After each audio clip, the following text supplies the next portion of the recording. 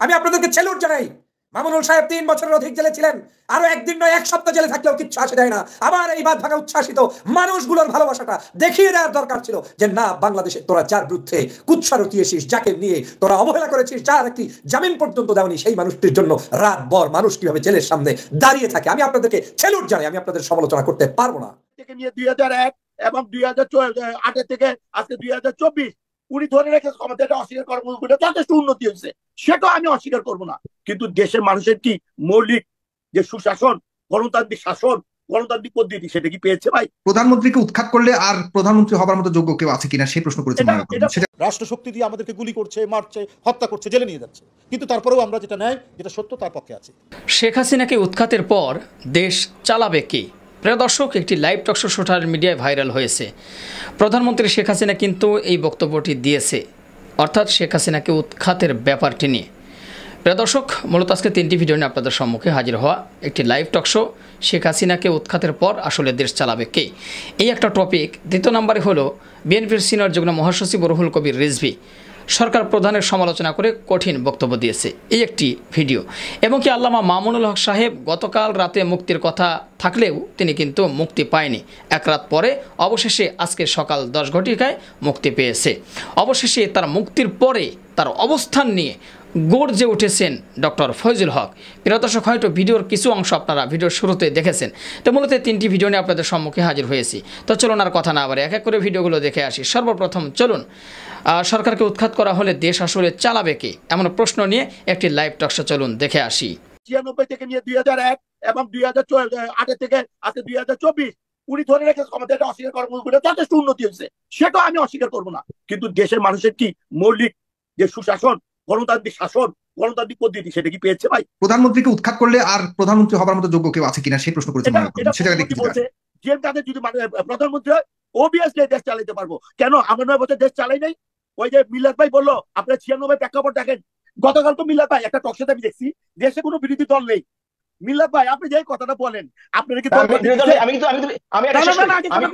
আপনারা বলেন চোরেরা কর, চুরি কর, গৃহস্থরে কর, সাজাগ থাক। আপনি আমাকে 26টা দিয়ে 11টা দিয়ে ধরে দিলেন। আবার আপনি কত সুন্দর হাইসা ভদ্রলোক, একজন এমপি ছিলেন, একজন ডক্টর মানুষ, এত সুন্দর করে কথা বলছেন, আপনাকে আসলেই পুরস্কার দেওয়া উচিত। আপনারা আমাদেরকে কোনো মুহূর্তেই বিরোধী দল করতে দেন নাই, কোনো আগে বাড়তে দেন নাই, একদিকে বাড়তে দেন নাই, একদিকে বললেন জনগণের শক্তি একটা বিরোধী দল নাই, সে কারণে আমাদের কিছু করেন নাই। আজ কি তাই ভাই? মিলাদ ভাই, আপনার কাছে এটা আমি আশা করি না। আপনি গতকাল কয়েকটা অনুষ্ঠানে টকশোতে তাই বলছেন, আমি খেয়াল করছি। হ্যাঁ, আই ডি টু রেসপেক্ট, আপনারা অত্যন্ত জ্ঞানী লোক, মাননীয় প্রধানমন্ত্রী অত্যন্ত আমার শ্রদ্ধাভাজন। উনি আজকে 2096 থেকে নিয়ে 2001 এবং 2008 থেকে আজকে 2024 উনি ধরে রেখে ক্ষমতাটা অস্বীকার করার যথেষ্ট উন্নতি হয়েছে, সেটা আমি অস্বীকার করবো না। কিন্তু দেশের মানুষের কি মৌলিক যে সুশাসন, গণতান্ত্রিক শাসন, গণতান্ত্রিক পদ্ধতি, সেটা কি পেয়েছে ভাই? আপনি তো একজন বিদেশি থেকে লেখাপড়া করে আসছেন। ওই যে হাবিব ভাই গত কয়েকদিন আগে জেল খাইটা, সাজা খাইটা জেলে দেবেন। হাবিব ভাইয়ের মতো লোক জেল খাটে, এটা কি মাইনে নেওয়া যায়? এটা কি মেনে নেওয়া জিনিস? কিন্তু হাবিব ভাই তো একটা মিছিল মিটিং এর কথা, আমরা তো বহুতবার জেল করছি, কই আমরা তো সাজা হয়নি। আমাকে মিছিলে আমাকে পুলিশের গায়ে বোম মারতে এমন মামলা হয়েছে, পুলিশের গায়ে পুলিশের মারামারি, কই কোনো তো জেলে জেলে গেছি, 6 মাস 7 মাস ডিটেনশন খাচ্ছি, মারা গেছি। এরা তো বিএনপি যখন নেতা আছে সব আজকে জেলে, কেউ এখন সাজা পাচ্ছে, সাজা পাচ্ছে, কেউ জেলেতে বেরিয়েছে। এত তো রাজনীতি মেরুদণ্ডই ভেঙে দিচ্ছে। আর আমাদের জাতীয় পার্টি, আমাদের একটা এমনই অবস্থা, বিএনপির 18 দফা, আমার 18 দফা মাঝখানে একটা প্রশ্ন করে রাখি, মানে আপনারা কি নিজেদেরকে বিরোধী দল মনে করেন কিনা? আসলে কি জানেন, ওই নাই বাবা থেকে কানা বাবা, কারণ কনফিউশন আছে, কারণ আপনাদের চেয়ারম্যান থেকে শুরু করে আপনাদের এক এক নেতার এক এক রকম। এই যে মিল্লাত ভাইরা আমাদেরকে ওইটি বানিয়ে রেখেছে। মিল্লাত ভাইরা কি বানিয়ে রেখেছে সেটা তো আপনি বলেছেন, মিল্লাত ভাইরা বানিয়ে রাখছে, কিন্তু আপনারা মনে করেন কিনা নিজেদের বিরোধী দল? ভাই মনে করুন কেন ভাই, আমরা তো চাই আমরা সরকার আছে, আমার বানিয়ে রাখলে, আমার বিড়াল বানিয়ে রাখলে কি করব? জনগণ কনফিউশনে, আপনার নেতাও কনফিউশনে আছে, আপনার নেতাও কিছু আগে বলেছে আমরা আর গৃহপালিত বিরোধী দল হতে চাই না। আমি মোটেও মানবো না, নেতা কনফিউশনে নাই দেখেই আমি এখন নিজে, আমি গোলাম মোহাম্মদ কাদের জাতীয় পার্টির চেয়ারম্যান, তার প্রতি আমি অত্যন্ত শ্রদ্ধাশীল। উনি প্রকাশ্যে দিবা আলোকের মতন একটা পরিচ্ছন্ন ভাবে উনি কথা বলছে যে দেশের রাজনীতির প্রেক্ষাপট ছিল এবং এই প্রেক্ষাপটের কারণে আমরা নির্বাচনে গিয়েছি। ভাই সজিব ভাই, দেখেন, আমরা নির্বাচনে না গেলেও বেগম রওশন এসে নির্বাচনে যেত, তাইলে হয়তো জাতীয় পার্টির আজকে যে অবস্থা, আমরা হয়তো জেলে থাকতাম, আর না হলে আমাদের অবস্থা ভালো হতো না। জিএম কাদের হয়তো লাঙ্গলকে সেভ করার জন্য, এর সাথে আদর্শকে সেভ করার জন্য জিএম কাদের নির্বাচনে গিয়েছে। আমরাও জানি জিএম কাদের কি কারণে নির্বাচন গিয়েছে। আমাদের মনে দুঃখ আছে, কারণ আমি নির্বাচনের একজন ক্যান্ডিডেট ছিলাম। আমার ভাই 2 বছরের জেল খাটছে, 2 ভাই অন দ্য স্পট নির্বাচনের দিন। মিলাদ ভাই তো জানেন না, আমার আপন আপন আপন আপন মানে ভাইয়ের ছেলে, ফুফাতো ভাইয়ের ছেলে সবাই জেলে ছিল। 9:30টার সময় ইলেকশন বন্ধ হয়ে যায়। তারপরে বলবো যে আমরা নির্বাচন করতে চেয়েছি, আওয়ামী লীগের যেই রন্ধে রন্ধে যে অ্যাডমিনিস্ট্রেশন যে শক্তিশালী, আপনি পুলিশ বলেন, আপনি মোবাইল কোর্ট বলেন, আপনি পুলিং এজেন্ট বলেন, সবাই আওয়ামী লীগের লোক ছিল, সেই কারণে আমরা নির্বাচন যেতে পারি। জি, আমরা নির্বাচনের বিষয়টাকে আসি, দ্বিতীয় টানে আরো বিস্তারিত বলবো। আপনার কাছে আমি মূল প্রশ্নে আবার আসি, প্রধানমন্ত্রীকে উৎখাত করলে আর প্রধানমন্ত্রী হবার মতো যোগ্য কেউ আছে কিনা সেই প্রশ্ন করেছেন, সে জায়গা দেখতে বলছে, এটা তার ভিউ। বাট আমি বলবো আজকে সজীব ওয়াজেদ জয় বা সাইমা ওয়াজেদ পুতুল বা ওই যে ববি সিদ্দিকী যারা আছে বা শেখ রেহানা, আমি ওদেরকে শ্রদ্ধার সাথে বলবো, উনারা তো সেরকম ভাবে কোনো ম্যাজিক কিন্তু রাজনীতিতে দেখাতে পারে না এখন পর্যন্ত। হ্যাঁ, শেখ হাসিনা মাননীয় প্রধানমন্ত্রী উনি এই কারণে রয়ে গেছে। এখন মানুষ তো মানে মরণশীল, একদিন একদিন মানুষ চলে যাবে। আমি মাননীয় প্রধানমন্ত্রী দীর্ঘজীবী হোক, দীর্ঘজীবী থাকুক এটা চাই, কিন্তু উনি যেটা বলছে এটা উনার ওন কনফিডেন্স। বাট আমি বলবো আমাদের জিএম কাদের যদি প্রধানমন্ত্রী হয়, ওবিয়াসলি দেশ চালাইতে পারবো। কেন আমরা 9 বছর দেশ চালাই নাই?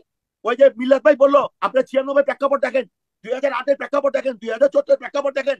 আমরা কি 83 থেকে 90 পর্যন্ত এই দেশকে নতুন বাংলাদেশ গড়ার জন্য আমরা কি পারি না এই দেশকে একটা সমৃদ্ধ একটা উন্নয়নশীল দেশ করতে?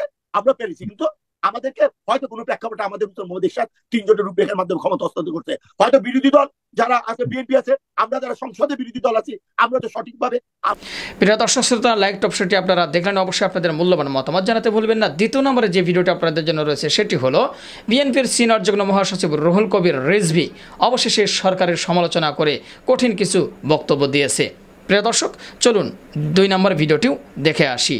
রাষ্ট্রশক্তি দিয়ে আমাদেরকে গুলি করছে, মারছে, হত্যা করছে, জেলে নিয়ে যাচ্ছে, কিন্তু তারপরেও আমরা যেটা ন্যায়, যেটা সত্য তার পক্ষে আছি। যখন মানুষের স্রোত, মানুষের সমর্থন একদিকে থাকে, তখন 2-1 বিপদগামী লোক থাকেই। সে বিপদগামী লোক এরকম করতেই পারে, এবং দল তার বিরুদ্ধে সে ব্যবস্থা নিচ্ছে। আর এটা মহাসমুদ্রের মতো একটি দল, বিপুল সংখ্যক জনগোষ্ঠী আমাদের সমর্থক, বিপুল সংখ্যক নেতাকর্মী আমাদের। তো এইরকম একটি মানে ভোট হরণের একটি দেশে, যেখানে আওয়ামী লীগ ক্ষমতায়, যারা ভোট বিশ্বাস করে না, সুষ্ঠু নির্বাচন বিশ্বাস করে না, তাদের অধীনে যারা নির্বাচন করতে চায়, তারা তো মূর্খের স্বর্গে বাস করে। ওরা সেটা টের পায় না, মানে কোনো ধরনের হয়তো একটা মানে ঘোরের মধ্যে থাকে তারা, যে শেখ হাসিনার অধীনে নির্বাচন যে কী পরিণত হবে সেটা তো এই 16-17 বছরে দেখিয়ে দিয়েছে শেখ হাসিনা লোকেরা। যে আমাদের প্রতিদ্বন্দ্বীরা যখন আমাদের সিদ্ধান্ত হয়েছে, ইউপি নির্বাচনে প্রার্থী হয়েছেন, মনোনয়নপত্র জমা দিতে গেছেন, জমা দিতে পারেনি, রাস্তার মধ্যে অ্যাটাক করা হয়েছে, রাস্তার মধ্যে তাকে শারীরিকভাবে আক্রমণ করা হয়েছে, আপনার রিক্সায় প্রচারণা চালাতে গেছে, রিক্সা ভেঙে ফেলা হয়েছে, মাইক ভেঙে ফেলা হয়েছে। এটা তো একটার পর একটা দৃষ্টান্ত। এখন 2-1 তো এরকম থাকতেই পারে। আর এটা তো হচ্ছে স্থানীয় সরকার নির্বাচন, এখানে এরকম থাকতে পারে। আপনার 2-1 আমি মানে আমাদের গেছে না 7ই জানুয়ারির নির্বাচনে, কি বলে ডামি যে নির্বাচন, 2-1 লোক তো সেখানেও গেছে, তাদেরকে জেতানো হয়েছে। তাতে কি হয়েছে? 95% মানুষ যায়নি, 95% ভোটাররা ভোট দিতে যায়নি। বিজয়ী হয়েছে তো বিএনপির সিদ্ধান্ত এবং বিএনপির ঘোষণা, যেটা মানুষ অ্যাকসেপ্ট করবে, জনগণ অ্যাকসেপ্ট করবে, সেটাই তো বিজয়ের ব্যাপার। ইতিহাসে একদম আজকে ইতিহাস লেখা হয় না, ইতিবাচক দিক তার সিরাজউদ্দৌলার, আর নেতিবাচক দিক তার মীর জাফরের। তো ইতিহাস তো এখনও সেটা চলমান আছে। তারা রাষ্ট্রশক্তি দিয়ে আমাদেরকে গুলি করছে, মারছে, হত্যা করছে, জেলে নিয়ে যাচ্ছে, কিন্তু তারপরেও আমরা যেটা ন্যায়, যেটা সত্য তার পক্ষে আছে। ইতিহাস একদিন আমাদেরকে সেভাবে বিবেচনা করবে। শুধু নির্বাচনে যাওয়া আর মানে ওই তরকারির একটু ঝোল নেওয়ার জন্য আওয়ামী লীগের কাছ থেকে, তো ওটাই কি বড় ব্যাপার হলো? নীতি, নৈতিকতা, আদর্শ বলে কোনো জায়গা নেই। তৃণমূলের কত নেতা, আমাদের তৃণমূলের কত নেতা সম্পর্কে আপনার ধারণা আছে? না, আমাদের কত নেতা তৃণমূলে আপনি বলুন দেখি। আমাদের তো 50 লক্ষ নেতাকর্মীর নামে মামলা, এর বাইরেও তো আমাদের নেতাকর্মী আছে। তাদের দল সিদ্ধান্ত নিশ্চয়ই নেবে, একটা অবশ্যই তারা নেবে। তাদেরকে বলা হচ্ছে তোমরা ইয়ে করো, অনেকে প্রত্যাহার করছে, এবারে অনেকে প্রত্যাহার করেছে।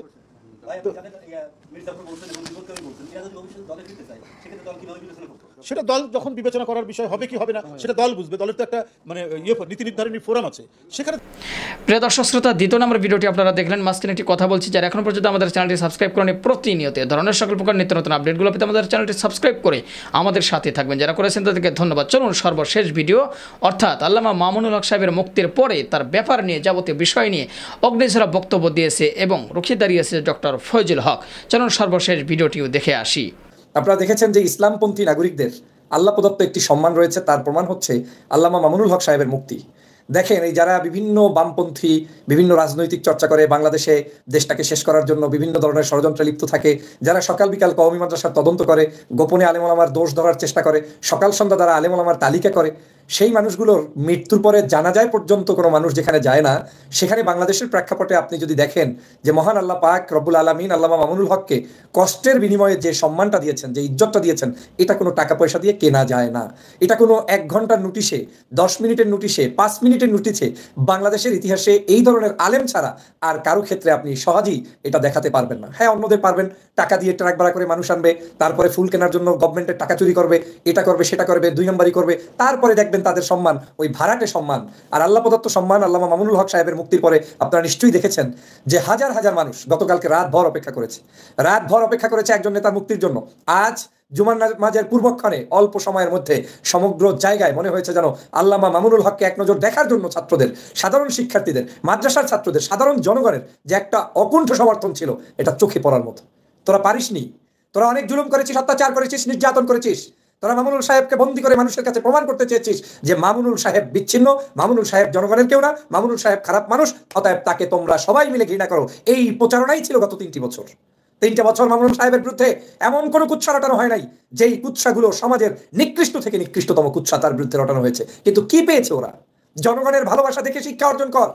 যে আলেমের বিরুদ্ধে জনগণের দিতে জানে সেই সকল মানুষদের বিরুদ্ধে কুৎসা রটিয়ে তাদের ভালোবাসা থেকে তাদেরকে বিচ্ছিন্ন করা যায় না।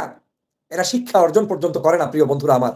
এরা শেখে না যে আজকে যতই তোরা তাকে তলানিতে নিতে চাচ্ছিস, ততই তিনি আরো সম্মানিত হয়ে দ্বিগুণ, 5 গুণ, শত শত গুণ সম্মানিত হয়ে জনগণের কাছে এসে দাঁড়িয়ে গিয়েছে। কই তোদের কথায় পরে তো একটা মুসলমান জিজ্ঞাসা করবে না মামুনুল সাহেব আপনি কি ওই অন্যায়টি করেছিলেন না কি করেছিলেন? কারণ এদেশের মুসলমান জানে, এদেশের ধর্মপ্রাণ মানুষ জানে যে আল্লামা মামুনুল সাহেব অন্যায় করেনি, তার উপরে তোহমাত দেওয়া হয়েছে, জুলুম করা হয়েছে, অত্যাচার করা হয়েছে। কি অত্যাচারটা না করেছে মামুনুল সাহেবের উপরে? 3টি বছর পর্যন্ত পরিবারের কাছে আসতে পারেনি। ছোট্ট শিশুর আপনারা দেখেছেন ছবি, যে হাসিতে আজকের বুক ফাটিয়ে হাসছে বাবার আনন্দ পাওয়ার জন্য। ওই জুলুমবাজদেরকে হুঁশিয়ার করে দিয়ে বলতে চাই, 3টে বছর তোমরা আমার আল্লামা মামুনুল হকের জীবন থেকে কেড়ে নিয়েছো, তার পরিবার থেকে কেড়ে নিয়েছো, মাদ্রাসা শিক্ষার্থীদের বুখারী শরীফের দার্স থেকে তাকে কেড়ে নিয়েছো, মাদ্রাসা শিক্ষার্থীদের পড়াশোনার মঞ্চ থেকে তাকে কেড়ে নিয়েছো। কিন্তু তোমরা মানুষের হৃদয় থেকে তাকে কেড়ে নিতে পারো নাই, সমাজের কাছ থেকে তাকে কেড়ে নিতে পারো নাই, জনগণের হৃদয় থেকে তাকে কেড়ে নিতে পারো নাই। জনগণ এখনো স্পষ্টভাবে এই আল্লামা মামুনুল হক সাহেবকে পছন্দ করে বিধায়ী শত সহস্র অভিযোগের পরেও মামুনুলকে এক নজর দেখার জন্য বাদ ভাঙা উচ্ছ্বাস ছিল। আমি সেলুট জানাই। অনেকে হয়তো মনে করতে পারেন আবেগ তাড়িত হয়ে মানুষগুলো গিয়েছে, কি না কষ্ট অনেকের লেগেছে, ফেসবুকে দেখলাম। আমি আপনাদেরকে সেলুট জানাই। মামুনুল সাহেব 3 বছরের অধিক জেলে ছিলেন, আরো 1 দিন নয় 1 সপ্তাহ জেলে থাকলেও কিচ্ছু আসে যায় না। আমার এই বাদ ভাঙা উচ্ছ্বাসিত মানুষগুলোর ভালোবাসাটা দেখিয়ে দেওয়ার দরকার ছিল যে না, বাংলাদেশে তোরা যার বিরুদ্ধে কুৎসা রটিয়েছিস, যাকে নিয়ে তোরা অবহেলা করেছিস, যার একটি জামিন পর্যন্ত দেওনি, সেই মানুষটির জন্য রাত ভর মানুষ কিভাবে জেলের সামনে দাঁড়িয়ে থাকে। আমি আপনাদেরকে সেলুট জানাই। আমি আপনাদের সমালোচনা করতে পারবো না, আমি সমালোচনা করবো না। মামুনুল সাহেবের হয়তো 1 রাত দেরি হয়েছে। সকালবেলা বীরের বেশে বাঘের বাচ্চা বাঘ জাতির সামনে আবার উপস্থাপিত হয়ে তিনি যে গর্জন দিয়েছেন, যে বক্তব্য দিয়েছেন, আমি শিহরিত হয়েছি, আমি আনন্দিত হয়েছি, আমি আন্দোলিত হয়েছি যে এই তো হচ্ছে সিংহের সন্তান, বাঘের বাচ্চা। তার বাবা মরহুম আল্লামা আজিজুল হক সাহেব, বাংলাদেশের এমন কোনো মানুষ নাই যারা তাকে শ্রদ্ধা করে না, স্নেহ করে না, ভালোবাসে না, শ্রদ্ধার মাথা নত করে তার কাছে দাঁড়িয়ে থাকতো তার সন্তান। আমি জানতাম রক্ত যেহেতু ওই জায়গা থেকে এসেছে, রক্ত যেহেতু ওখান থেকে এসেছে, এই রক্ত কোনো না কোনো সময় টক বগিয়ে উঠবেই উঠবে, তা কোনো পৃথিবীর কোনো শক্তি দমিয়ে রাখতে পারবে না ইনশাআল্লাহ। সেটাই প্রমাণ হয়েছে। মামুনুল সাহেবের জীবন থেকে হয়তো 3টি বছর কেড়ে গিয়েছে, কিন্তু এই 3 বছরের কেড়ে যাওয়া, তার কেড়ে যারা নিয়েছে তারা কিছু অর্জন করতে পারেনি।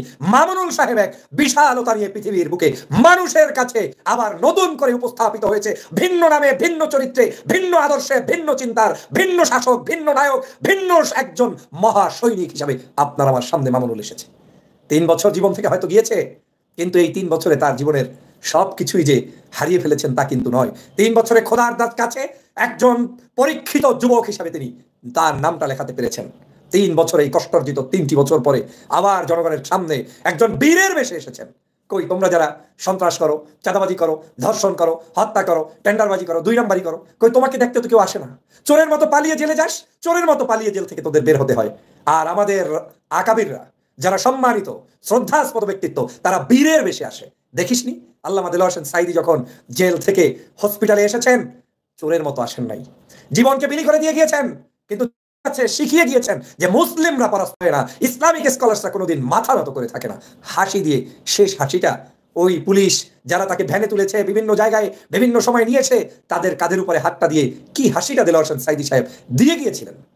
এভাবেই প্রত্যেক আলেমকে আল্লাহ পাক সম্মানিত করেছেন। আমি বিশ্বাস করি মামুনুল হকের এই সম্মান ব্যক্তি মামুনুলের কোনো সম্মান নয়, এই সম্মান পবিত্র কোরআনের সম্মান, এই পবিত্র কোরআনের সম্মান, এই সম্মান ইসলামের সম্মান, এই সম্মান ন্যায় নিষ্ঠার সম্মান, এই সম্মান বাংলাদেশের প্রত্যেকটি আনাচে কানাচে অবহেলিত অবাঞ্ছিত যত সকল মানুষ নির্যাতিত নিপীড়িত সেই মানুষদের পক্ষ থেকে অকুণ্ঠ সমর্থন এবং সম্মান, এই সম্মান আল্লাহ প্রদত্ত গায়বী মদদের সম্মান। অতএব এই আল্লামা মামুনুল হক সাহেবদের পদঙ্ক অনুসরণ করে যারা চলছে তারা কখনোই বিলীন হয়ে যাবে না, তারা কখনোই শেষ হয়ে যাবে না। হ্যাঁ, যেই সম্মান আল্লাহ পাক এই মামুনুল সাহেবকে দিয়েছেন কিংবা আরো আলেম ওলামাকে দিয়েছেন, এই যে কারণে সম্মান দিয়েছেন, এই কারণ থেকে বিচ্যুত হলে বিন্দুমাত্র তাদেরকে জনগণও সম্মান করবে না, আল্লাহ তাদেরকে অপমান অপদস্থ করবে। কিন্তু আজ বাংলাদেশে আপনাদেরকে সম্মান করেছে এই জালেমের বিরুদ্ধে কথা বলার কারণে। মামুনুল সাহেবদেরকে মনে করিয়ে দিতে চাই, আপনি জেলে যাওয়ার পর থেকে অন্তত 200 অধিক বক্তব্য দিয়েছি আমি আপনাকে আজ জাতির সামনে এই ভিডিওটি আপনার চোখে পড়লে আপনাকে অনুরোধ করতে চাই, জালিমের কাছে কোনোদিন মাথা নত আগেও করেননি, এখনো করবেন না। সম্মান দিয়েছে আল্লাহ, সম্মান আপনাকে আল্লাহ আরো দিবে। অতএব জোল জুলুম সহ্য যেহেতু করেছেন, এখন বাকি জীবনটাও আপনি বলেছেন অবশ্য, বাকি জীবনটাও এই মানুষের জন্যই, ধর্মের জন্যই, দিনের জন্যই, দেশের জন্যই আপনি বিলিয়ে যান। আপনাকে আল্লাহই সহযোগিতা করবে, আপনাকে আল্লাহই রহমত করবে, আপনাকে প্রোটেকশন দিতে এদেশে ওই যে কিছু আছে না দুষ্ট চক্রের সদস্য যারা সকাল সন্ধ্যা বাংলাদেশের ইসলাম প্রিয় নাগরিকদেরকে অধিকার বঞ্চিত করতে চায়, ওরা বললে আপনি অসম্মানিত হবেন না। ওদের কথা কিচ্ছু আসে যায় না, ওরা তালিকা করতে থাকুক, ওরা আলেমদের তালিকা করুক, ওই হেফাজতের তালিকা করুক, ওই জামাত ইসলামের তালিকা করুক, ওই 116 জন আলেমের তালিকা করুক, চরমনায় পীরের তালিকা করুক, যাদেরই করুক না কেন, ইসলাম লাগানো যাদের কি ওদের অসহ্য হয় করতে থাকুক, শায়েখ আহমদুল্লাহর পিছনে লেগে থাকুক, কিচ্ছু যায় আসে না। এরা সম্মানিত, এরা সম্মান পেয়েছে। দেখেছেন না জামাত ইসলামের আমির ডক্টর শফিক সাহেবকে জেলের মধ্যে বন্দী রেখেছিল এই দুষ্ট চক্রের সদস্যরা। জেলখানা থেকে বের হওয়ার সময় জেলখানার পুলিশ নাকি নীরবে নিবৃতে তার জন্য সমবেদনা প্রকাশ করেছে। আসার সময় আমি এই গোপন কথাটি বলে যাই, আসার সময় জামাতের আমির ডাক্তার শফিক সাহেব যখন জেল থেকে বের হয়েছেন, তখন জেলের ভিতরে কিছু কি নাকি পাওয়া যায়, তাদেরকে বিভিন্ন সময় খাবার দাবার চাল টাল এই ধরনের কিছু গিফট আইটেম যাই তার কাছে জমা ছিল, যাই তিনি পেয়েছিলেন, সব জেলের মধ্যে রেখে তারপরে বের হয়েছিলেন। জেল গেটে জিজ্ঞাসা করা হলো, আপনি কেন এভাবে করে যাচ্ছেন, আপনার জিনিস আপনি নিয়ে যান। উনি বলেছেন, আমার যা প্রয়োজন ছিল আমি জেলে ভক্ষণ করেছি, এখন যা আছে সব সরকারের, আমার কিছু নেওয়ার অধিকার নাই। এইসব মানুষদেরকে জেলে বন্দি রেখে দেশটাকে দুর্নীতিবাজদের হাতে তুলে দেবে, এইসব মানুষদেরকে জেলের মধ্যে অপমান করে দেশটাকে শেষ করে দিবে। আর এই মানুষরা তোমাদের জন্য এক্সাম্পল রেখে এসেছে, যেই মানুষদেরকে তোমরা ফাঁসি দাও, যেই মানুষদেরকে তোমরা জুলুম করো, যেই মানুষদেরকে তোমরা মানে সকাল সন্ধ্যা রিমান্ডে নিয়ে অত্যাচার করো, সেই মানুষরা তোমাদের জন্য এক্সাম্পল তৈরি করে রেখে এসেছে। আমি নিজের কানে শোনা গল্প থেকে বলছি, বিস্তারিত বলতে চাই না। আমি স্পষ্ট করে বলতে চাই, যে আজ বাংলাদেশের এই মুহূর্তে ন্যায় নিষ্ঠাবান এই সকল মানুষরা সম্মানিত হচ্ছে তাদের আদর্শের গুণে। তাদের সম্মানটা আল্লাহ পাক তৈরি করে দিয়েছেন শুধুমাত্র তাদের এই সত্যবাদিতার কারণে। কে পারবেন বুকে হাত দিয়ে বলেন, মামুনুল সাহেব 3 বছর জেলের মধ্যে বন্দী ছিলেন, কোনোদিন আপনি দেখেন নাই যে মামুনুল সাহেব যদি চাইতেন তাহলে অনেক কিছু হয়তো তিনি সেই জেলখানায় যাওয়ার আগেই করে যেতে পারতেন। কিন্তু তাদের এই ত্যাগ অবশ্যই আমাদের শ্রদ্ধা জানাতে হবে, স্যালুট করতে হবে। আমরা সকাল সন্ধ্যা যারা জেলের বাহিরে অবস্থান করছি, আমাদেরকে তাদের প্রতি শ্রদ্ধা জানাতেই হবে, কারণ এই মামুনুল সাহেবরা আদর্শ স্থাপন করে গিয়েছেন, ডাক্তার শফিক সাহেবরা আদর্শ স্থাপন করে গিয়েছেন, দেলোয়ার হোসেন সাইদি সাহেব আদর্শ স্থাপন করে গিয়েছেন, দেশ নেত্রী বেগম খালেদা জিয়া প্রতি ঘন্টায় প্রতিদিন আদর্শ স্থাপন করে যাচ্ছেন, জেলের মধ্যে বন্দী জীবন কাটাচ্ছেন, তারপরে এই দুষ্ট চক্রের কাছে মাথা নত করেন নাই। যাই হোক প্রিয় বন্ধুরা আমার, অতএব আলেমদের শ্রদ্ধা জানাতে হবে, যে দল করেন, যে মত করেন, যে আদর্শ করেন, কোনো সমস্যা নাই, কিন্তু আদর্শ যাই হোক, ওলামা তারা আমাদের মাথার তাজ, তারা থাকলে এই দেশ বাঁচবে, তারা থাকলে আপনি আমি সম্মানিত হব, তারা থাকলে বাংলাদেশের নাগরিকরা সম্মানিত হবে, তারা থাকলে মানচিত্র থাকবে, স্বাধীনতা সার্বভৌমত্ব ভুলুণ্ঠিত হবে না, এদেশের স্বাধীনতা সার্বভৌমত্ব থাকবে। অতএব তাদেরকে দূরে ঠেলে দিয়ে এই রাষ্ট্র গঠন করা সম্ভব নয়, ভুল প্রমাণিত হয়েছে।